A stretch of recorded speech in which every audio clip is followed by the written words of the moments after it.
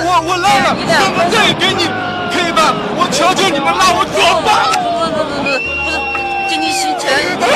我不干了，我烦，我压力好大，每天加班到12点。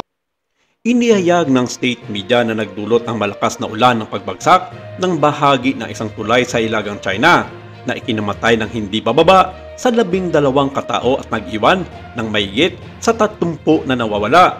Nitong mga nakarang araw, maraming bahagi ng Hilaga at Gitnang China ang nakaranas ng malalakas na ulan na nagdulot ng pagbaha at malalaking pinsala. Iniulat ng Xinhua News Agency na bumagsak ang tulay sa Hilagang Kanlurang, lalawigan ng Shanxi dahil sa biglang pag-ulan at pagbaha noong Biyernes ng gabi. Idinagdag pa ng ulat na nagtapuan ang lahat ng 12 biktima sa Sansui Country sa lungsod ng Sanglo sa loob ng 5 sasakyang na-recover mula sa Jinkiang River sa ilalim ng tulay. Sa ngayon, hindi bababa sa 31 na katao ang nanatiling nawawala at nadiskubre sa mga paunang investigasyon na 17 kotse at 8 truck ang nahulog sa ilog.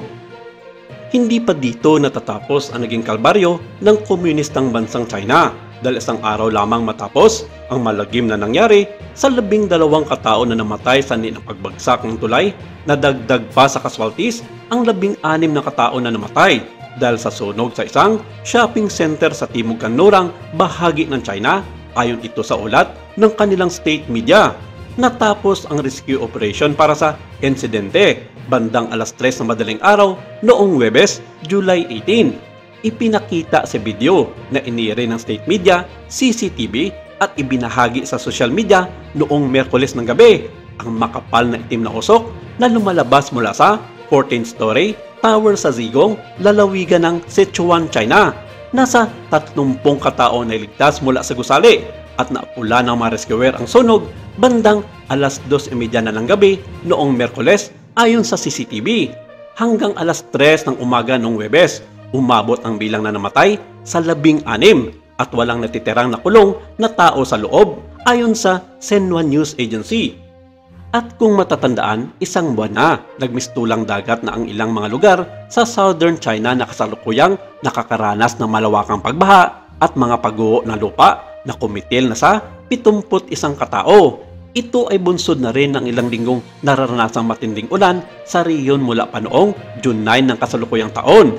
Kaugnay nito, nag-issue na ng National Meteorological Center ang China ng rainstorm red alert na pinakamataas na level sa ikalawang sunod na araw noong June 27. Pinaigting din ang emergency response sa 8 pang probinsya sa buong southern China at nagpakalat ng response team para sa flood control at disaster relief efforts matapos na bumulwak ang mga tubig mula sa mga ilog at binuksan ang floodgates sa ilang mga dam na nagresulta ng forced evacuation ng libo-libong residente. Kabilang sa mga nakaranas ng matinding pagbaha ay ang mga lugar sa Sichuan Province ng Southwest China, Chongqing Municipality sa Central China's Hubei, Hunan Provinces at East China Anhui, Jiangxi at Zhejiang Provinces. Sa mga probinsya ng Anhui, Jiangxi at Hunan, pumapalo sa 500 mm ang taas ng tubig baha, habang umaabot naman sa 740 mm sa Changde City sa Hunan at Huangshan City sa Anhui. Samantala, base sa mga siyentista, ang naranasang kalamidad ng China ay bunsod ng climate change. Subalit, marami naman ang nagsasabing ito ay dilubyo dahil sa hindi makatarungang panghimasok ng gobyerno ng China sa ilalim ni President Xi Jinping sa mga karagatang pagmamayari ng maliliit na bansa sa Asian region. Sang-ayon din ang ilan sa mga Chinong residente ng China na pinaparusahan na sila ng kanilang Diyos na sina Tian at Shangdi dahil sa hindi tamang pamamaraan ng pangingitungo ng kanilang gobyerno sa ibang mga tao. Sabi pa ng ilan na ang West Philippine Sea na ang pumunta sa China dahil ito sa pangaangkin ng naturang bansa sa karagatan. Subalit, sa kabila nito, marami pa rin ang nakikisimpatya at nag-alay ng dasal para sa kaligtasan sa milyong-milyong residente na apektado ng malawakang pagbaha sa southern China.